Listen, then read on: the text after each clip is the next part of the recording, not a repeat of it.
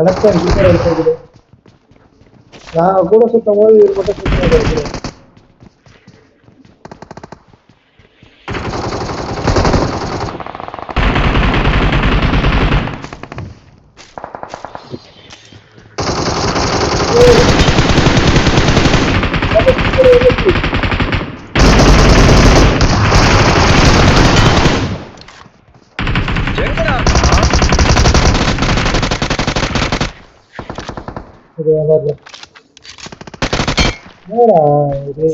எங்கடா இருக்கானுங்க?